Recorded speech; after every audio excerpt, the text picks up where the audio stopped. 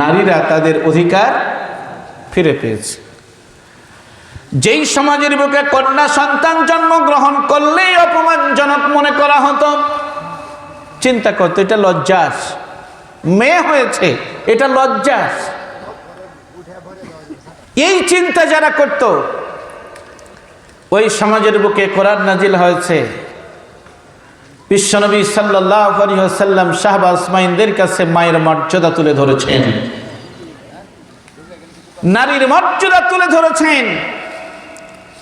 ইসলাম সেই সমাজের নারীদেরকে সম্মান দিয়েছে, মর্যাদা দিয়েছে, মায়ের মর্যাদাই দিয়েছে, মেয়ে হিসাবে মর্যাদা দিয়েছে, বউ হিসাবে মর্যাদা দিয়েছে। সকল জায়গায় নারীদেরকে সম্মানিত করা হয়েছে। আজ আমাদের সমাজে নারীদেরকে সম্মান দেওয়ার নাম করে বেইজ্জত করা হচ্ছে। কি কথা ঠিক না ঠিক? বলা হচ্ছে দিবে সম্মান, কিন্তু ডেকে নিয়ে করছে বেইজ্জত।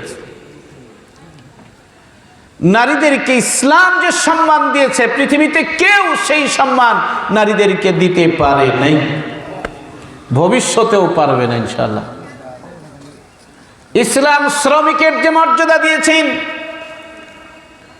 তাম পৃথিবীতে শ্রমিকের মর্যাদা এই পর্যন্ত কেউ দিতে পারে নাই, ভবিষ্যতেও দিতে পারবে না। ইসলাম যা দিয়েছে, পুরুষদেরকে ইসলাম যে সম্মান দিয়েছে, যেই মর্যাদা দিয়েছে, পৃথিবীতে কেউ দিতে পারে নাই, ভবিষ্যতেও দিতে পারবে না। একদিক থেকে আল্লাহ পাক রব্বুল আলামিন নারীদেরকে সম্মানিত করেছেন, অপর দিক থেকে মর্যাদার দিক দিয়ে আল্লাহ পাক পুরুষকে আবার বাড়াইয়া দিয়েছেন, সমতা নিয়ে আসা হয়েছে। নবীজির কাছে প্রশ্ন করা হয়েছে, মান আহসানা বিহুসনি সাহাবাতি ইয়া রাসূলুল্লাহ সাল্লাল্লাহু আলাইহি ওয়াসাল্লাম। ও আল্লাহর পয়গম্বর বিশ্বনবী মুহাম্মদুর রাসূলুল্লাহ সাল্লাল্লাহু আলাইহি ওয়াসাল্লাম, খেদমত করব আমার সবচেয়ে সহচর্য পাওয়ার উপযুক্ত ব্যক্তিকে। বিশ্বনবী বলছেন ক্বালা উম্মুক। সাহাবী বললেন ক্বালা সুম্মা মান। নবীজি আবার বললেন ক্বালা উম্মুক। সাহাবী আবার প্রশ্ন করলেন ক্বালা সুম্মা মান। নবীজি আবার বললেন ক্বালা উম্মুক। সাহাবী আবার প্রশ্ন করলেন ক্বালা সুম্মা মান। আল্লাহর নবী চতুর্থবার গিয়ে বললেন ক্বালা আবুকা, তোমার পিতা। আল্লাহর নবীর কাছে প্রশ্ন হলো আমার সহচর্য পাওয়ার সবচেয়ে হকদার ব্যক্তিরা কে? নবী বলছেন তোমার মা। তারপরে কে? তোমার মা। তারপরে কে? তোমার মা। চতুর্থবার আবার প্রশ্ন করা হলো ইয়া রাসূলুল্লাহ, তারপরে কে? আল্লাহর নবী বললেন তোমার পিতা। পিতার চাইতে মায়ের মর্যাদা হাদিসের মধ্যে 3 গুণ বাড়ায় দেওয়া হয়েছে।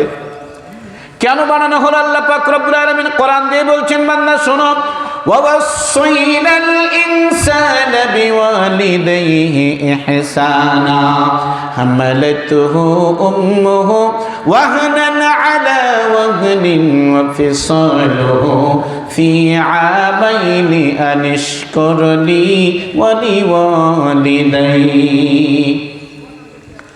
আমি পৃথিবীর সকল মানুষদেরকে ওসিয়ত করেছি, তোমরা তোমাদের মা বাবার সাথে ইহসান করবে, ভালো ব্যবহার করবে, উত্তম আচরণ করবে।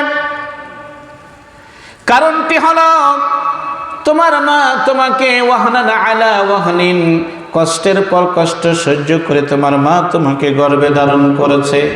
ফি আমাইনি, 2টি বছর ধরে তোমাকে দুধ পান করিয়েছে।